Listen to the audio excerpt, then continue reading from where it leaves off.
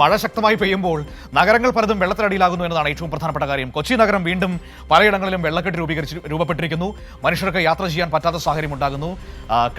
ഞാൻ ഇപ്പോഴും ഓർക്കുന്നുണ്ട്, കഴിഞ്ഞ LDF ഭരണസമിതി അവിടെ ഉണ്ടായിരുന്ന സമയത്ത് അവർ ഏറ്റവും കൂടുതൽ ഇടപെട്ടത് ഈ വെള്ളക്കെട്ട് പരിഹരിക്കാൻ വേണ്ടിയിട്ടായിരുന്നു. വലിയൊരളവ് വരെ ആ പ്രശ്നം അന്ന് പരിഹരിച്ചതായിരുന്നു. പക്ഷേ ഇപ്പോൾ വീണ്ടും പഴയ രീതിയിലേക്ക് നഗരം മാറുന്നു എന്നാണ് ഇപ്പോൾ കാണാൻ കഴിയുന്നത്. എന്നോടൊപ്പം ഇപ്പോൾ ഉമേഷ് കൂടി ചേരുകയാണ്. ഉമേഷ്, കൊച്ചി നഗരത്തെ വീണ്ടും വെള്ളത്തിനടിയിലാക്കുന്ന ഒരു സാഹചര്യമാണോ കാണാൻ കഴിയുന്നത്? എവിടെയൊക്കെയാണ് പ്രധാനമായും വെള്ളക്കെട്ട് രൂപപ്പെട്ടിരിക്കുന്നത്? KSRTC സ്റ്റാൻഡ് തന്നെയാണോ ഇത്തവണയും പ്രധാനപ്പെട്ട ഇര?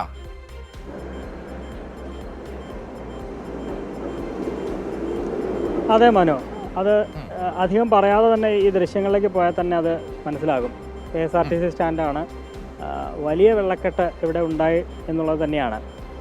കൊച്ചിയിൽ മഴ മാറി നിൽക്കുന്നുണ്ട്, മഴയ്ക്ക് നേരിയ ശമനമുണ്ട്. പക്ഷേ KSRTC സ്റ്റാൻഡിൻ്റെ അവസ്ഥ ഇതാണ്. വലിയ ഒരു കുളം തന്നെ രൂപപ്പെട്ടു എന്ന് നമുക്ക് പ്രത്യക്ഷത്തിൽ തന്നെ ബോധ്യമാകും. ഇതൊരു പ്രശ്നം. യാത്രക്കാർ ഈ വന്നിറങ്ങുമ്പോൾ ഇതിൻ്റെ അകത്തേക്ക് കയറി നിൽക്കുന്ന, അതായത് വിശ്രമ കേന്ദ്രത്തിൽ വെള്ളം കയറിയിട്ടില്ല, പക്ഷേ ഈ ബസ് വന്ന് നിർത്തുമ്പോൾ ഇറങ്ങേണ്ടത് ഈ വെള്ളത്തിലേക്കാണ് എന്നുള്ളതാണ് ഏറ്റവും പ്രശ്നം. അത് ഒരുപാട് പേർ അങ്ങനെ ഈ വെള്ളത്തിലിറങ്ങി പോകുന്നതും അവർ ആ ബുദ്ധിമുട്ടുന്നതും നമ്മൾ കണ്ടതാണ്. എന്നാൽ അപ്പുറത്തുള്ള പ്ലാറ്റ്ഫോം അത് നമുക്ക് കാണാം. ഇതിനകത്തേക്ക് വെള്ളം കയറിയിട്ടില്ല. അതിനൊരു കാരണമുണ്ട്. കഴിഞ്ഞ സർക്കാരിൻ്റെ കാലത്ത്, കഴിഞ്ഞ LDF സർക്കാരിൻ്റെ കാലത്ത് ഈ KSRTC ബസ് സ്റ്റാൻഡ് നവീകരിച്ചിരുന്നു. ഈ നവീകരിച്ചതിൻ്റെ ഭാഗമായി ഈ തറനിരപ്പ് അത് ഉയർത്തി, അല്പം തറ ഉയർത്തിയാണത് നവീകരണം നടത്തിയത്. കാരണം ഇവിടെ ഇങ്ങനെ പലപ്പോഴും വെള്ളക്കെട്ടുണ്ടാകും എന്നുള്ളത് അറിയാം. അതുകൊണ്ടാണത് മുൻകൂട്ടി കണ്ടുകൊണ്ട് ഈ ഉയർത്തിയത്. അതുകൊണ്ട് വിശ്രമ കേന്ദ്രത്തിലേക്ക് വെള്ളം കയറാതെ നോക്കാൻ കഴിഞ്ഞിട്ടുണ്ട് എന്നുള്ളതാണ്. അത് മുൻ സർക്കാർ ചെയ്ത നവീകരണ പ്രവർത്തികളുടെ ഭാഗമായാണ് അങ്ങനൊരു ഗുണം ലഭിച്ചത്. പക്ഷേ ഈ KSRTCയിലും സ്റ്റാൻഡിലും വെള്ളം കെട്ടാതെ നോക്കാൻ പരമാവധി ശ്രമിച്ചിരുന്നു. കാരണം നഗരമാണ്, പലയിടത്തും പ്രശ്നങ്ങൾ ഉണ്ടാകാറുണ്ട്. പക്ഷേ ഈ ഓപ്പറേഷൻ ബ്രേക്ക് ത്രൂ പോലെയുള്ള പദ്ധതി കൊച്ചി കോർപ്പറേഷൻ്റെ നേതൃത്വത്തിൽ സംസ്ഥാന സർക്കാരുമായി ചേർന്ന് നടപ്പാക്കിയ ഓപ്പറേഷൻ ബ്രേക്ക് ത്രൂ പോലെയുള്ള പദ്ധതി വിജയകരമായതുകൊണ്ട് തന്നെ പലയിടത്തും വെള്ളക്കെട്ടില്ലാതെ നോക്കാൻ കഴിഞ്ഞിരുന്നു. KSRTC സ്റ്റാൻഡിലുമൊക്കെ അതിഭീകരമായ മഴ പെയ്തെങ്കിൽ മാത്രമേ ഇങ്ങനെയൊക്കെ വെള്ളക്കെട്ട് സാധാരണഗതിയിൽ ഉണ്ടാകാറുള്ളൂ.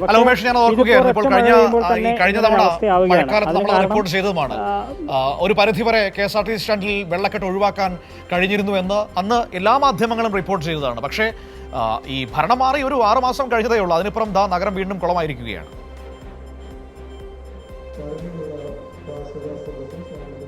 അതെ, അതാണ് പ്രശ്നം. ഇത് മഴക്കാല പൂർവ്വ ശുചീകരണം എന്നൊരു വിഷയമുണ്ട്. അത് എറണാകുളത്തെ സംബന്ധിച്ചൊക്കെ അത് വളരെ നിർബന്ധമായും ചെയ്തു തീർക്കേണ്ട ഒരു ജോലിയാണ്. ഒരുപാട് കാനകളുണ്ട്, തോടുകളുണ്ട്.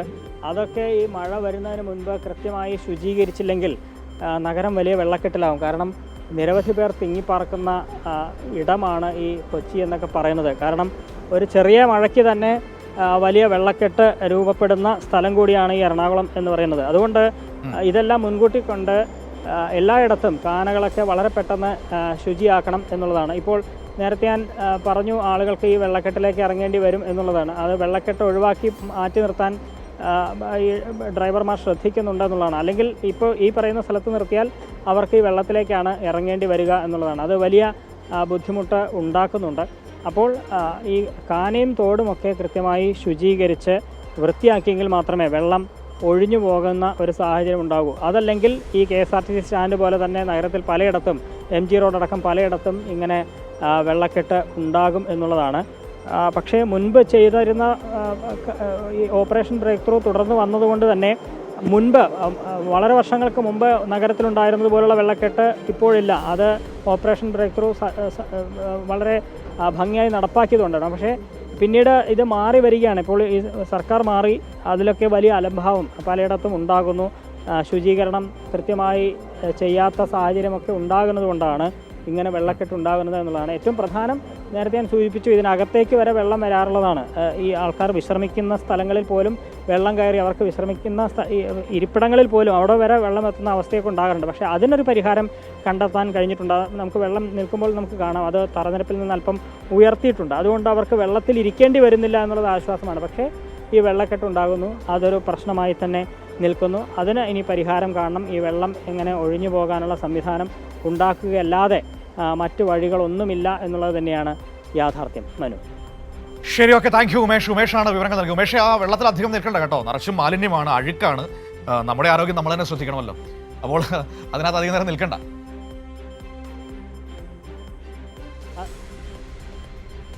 അതെ അതെ, അതൊരു പ്രശ്നമാണ്. ഇത് ഒരു വിഷയം എന്താണെന്ന് വെച്ചാൽ മഴക്കാലത്ത് ഇങ്ങനെ നിൽക്കാൻ പറ്റുന്ന ഇടങ്ങൾ കുറവായി മാറിയിട്ടുണ്ട് കൊച്ചി നഗരത്തിൽ എന്നുള്ളതാണ്. നമ്മൾ മഴയോ അല്ലെങ്കിൽ വെള്ളക്കെട്ടോ റിപ്പോർട്ട് ചെയ്യണമെങ്കിൽ ഉറപ്പായും അതല്ലാത്ത സ്ഥലങ്ങൾ ഒഴിവാക്കാൻ വലിയ ബുദ്ധിമുട്ട് അത് ഈ റിപ്പോർട്ട് ചെയ്യുമ്പോൾ ആ കാര്യങ്ങൾ കൂടി എടുത്ത് പറയണമെന്നുള്ളതാണ്. മുൻകാലങ്ങളിൽ അങ്ങനെ നമ്മൾ ഇല്ല. പലയിടത്തും വളരെ സുഖമായി വെള്ളം ഒഴിഞ്ഞു പോകുന്നത്, എത്ര വലിയ മഴ പെയ്താലും സുഖമായി ഒഴിഞ്ഞു പോകുന്ന തരത്തിൽ ഒക്കെ കാനകൾ ശുചീകരിച്ചിരുന്നു. പക്ഷേ ഇതാണ് ഒരു പ്രശ്നം. അതിപ്പോൾ ഈ ദൃശ്യങ്ങൾ തന്നെ അത് പറയുന്നുമുണ്ട്.